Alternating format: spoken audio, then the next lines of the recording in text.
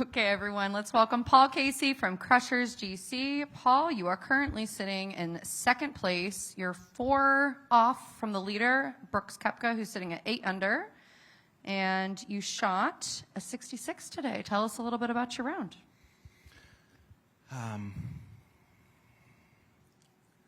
That's a difficult golf course. Brooks has played amazing. I mean, that's a hell of, I guess my round of golf, when we started out, the course changed. The course, the last couple of days in preparation, has been quite soft and receptive. Not been a lot of wind.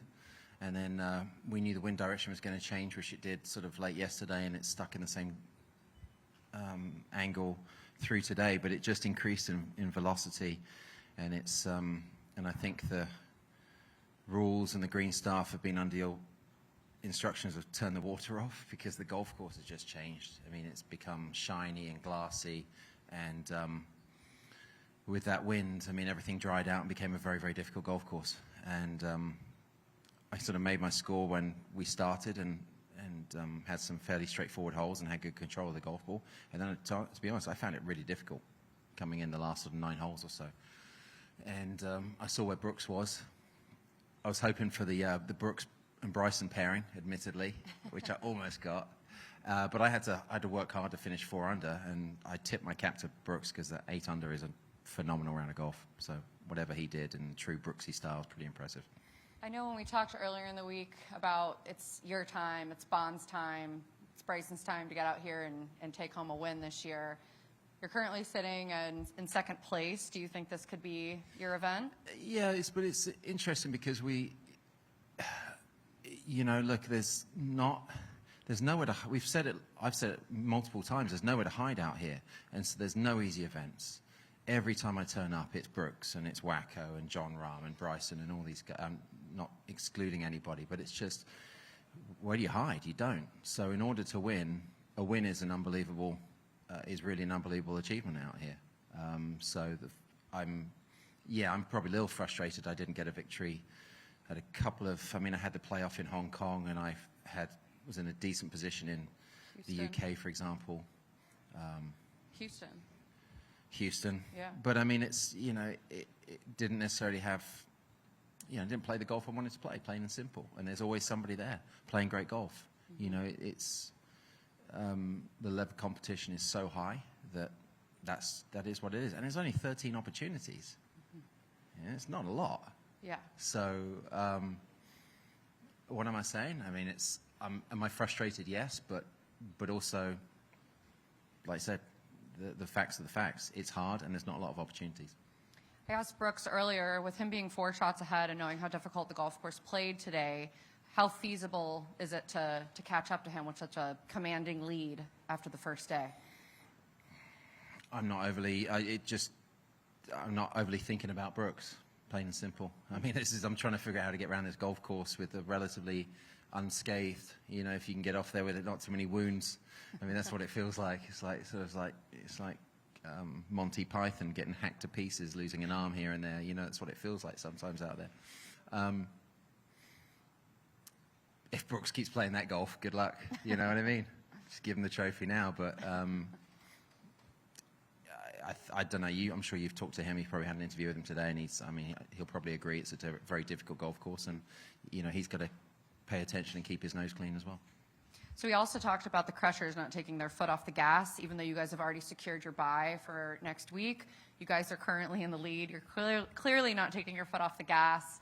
Can we expect more of this momentum from the Crushers heading into the rest of the weekend? Yeah, I heard Jason Zone Fisher talking to Cam Smith. Technically, I think the Rippers could leapfrog and be #1 if they were to win, and they're currently in 9th.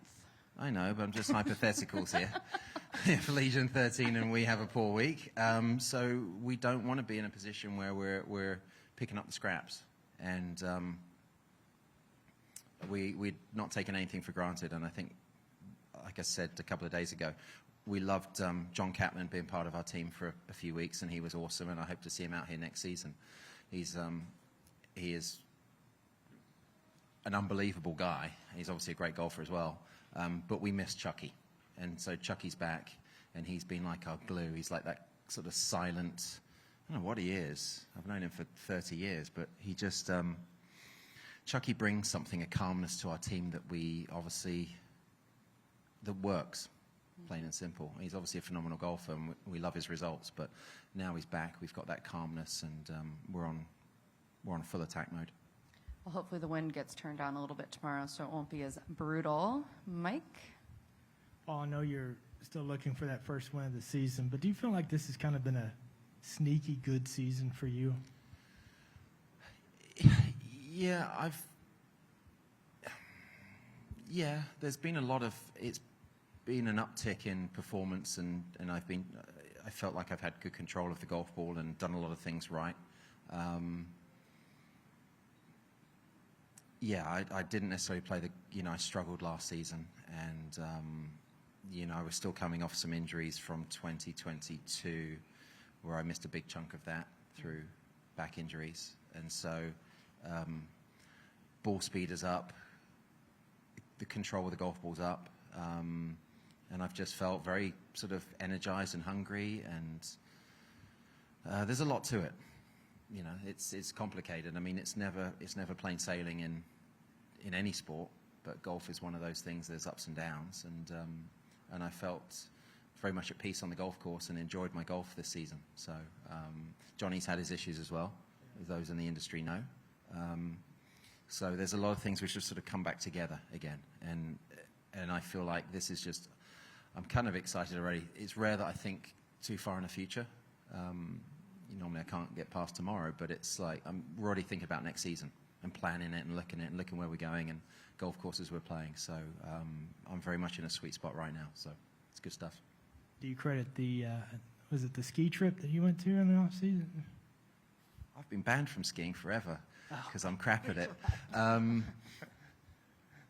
don't know what I did. I went, we went to Finland and stuff like that. But it's just, like, I found a really nice balance. I'm a guy who has enjoyed playing 14 LIV events and then Asian Tour. I played some DP World as well earlier this year. And I really like that. There was a time in my career where I was playing 20, I think I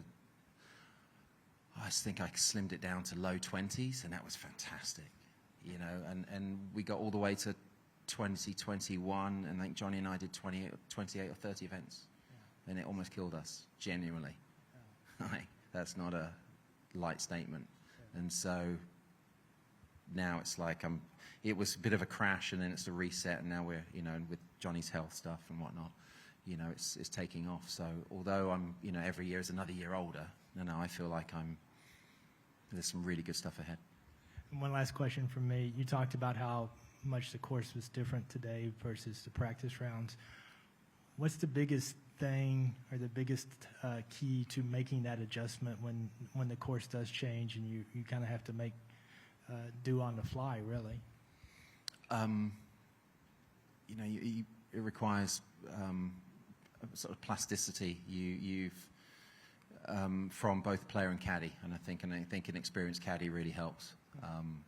So somebody who's done their homework. It's not a course, I've not played here before. I think maybe a couple of guys locally who may have played it, but I haven't. So it's, how do you understand when a course changes as rapidly as it has, have you done your homework? And I think, some guys might be exposed on that. And then if you do have the information at hand and you can adapt, how good are you then, how your plasticity, can you change the types of shots? A golf ball that was stopping, a well-struck shot that was stopping within 2 yards now might be releasing 7 or 8. How much can you adapt to that? Even though that can be it's just a weird thing to do. Some guys do, some guys don't. If it makes you feel any better, Brooks hadn't even seen the back nine till today. Awesome. But I think, look, Ricky's been here, and Ricky's a great caddy. It's a lot of credit on Ricky, and it's like, Ricky. And he leans on Ricky, and those two are a very good combination, a very good partnership. Brooks loves him, like genuinely mean that, and he takes him on holiday and everything like that. And so that's the trust that Brooks has in Ricky. Ricky's done the homework, paid off. Any over there on that side? I think red. Hey, Paul. I'm just wondering how you fared with the rough today. I've noticed some guys were kind of struggling, and Have you seen anything this thick, like JCB maybe? No, this is the thickest of the season that I've played in. This is gnarly. This is, I don't know what grass type it is, but it's brutal. And there's some places where you just, with the crosswinds and the angles of the pitch of the fairways, you almost can't avoid it in certain places if you don't hit the perfect tee shot. And the way it lays down, because certain areas where it hasn't been trodden on is pretty easy, and then if it gets trodden on, the way that grass lays down, the direction it lays down, it's brutal. Yeah, we had a couple today. I don't know. Yeah, it's gnarly. What can I tell you? It's not easy. Yeah, I definitely noticed some guys getting pretty upset. I followed Terrell. There's a little bit of a you cross your fingers, because Right. if somebody's decided to, if a golf cart's driven through it in a certain direction, you happen to be going this way and the grass is laying that way, that's rubber the green, so to speak. Mm-hmm. And actually, speaking of which, as far as the greens go, they seem pretty tiny. Would you say they're comparable to Hong Kong, or? No, Hong Kong are miniature. No, they're not. The green, the square footage is not the problem. There's some of them are pretty small, admittedly. The firmness of them makes them feel smaller. And then typically the architecture of the golf courses, there's a ridge that runs through every single green, just in different directions. It just sort of tends to turn around a compass. And the pin is typically one side of that ridge. And so you have to figure out that side. And sometimes it's just, I'm not going to say impossible, but it's just very difficult to get the golf ball where you need to get it. And then if you miss the fairway, it compounds, and then you can't get out of trouble. And that's the problem that guys, and that's why I got frustrated. That's why guys get frustrated out there. So, but that's why we play golf. Paul, I just looked down and noticed Casey 2, Lahiri 3, DeChambeau 4. You guys could potentially have a crusher sweep, so good luck tomorrow. I hope it's an easier day for you, and hope to see you back here on Sunday. I'll be here on Sunday. Here, I'll be yeah. here on Sunday. Thanks, Paul.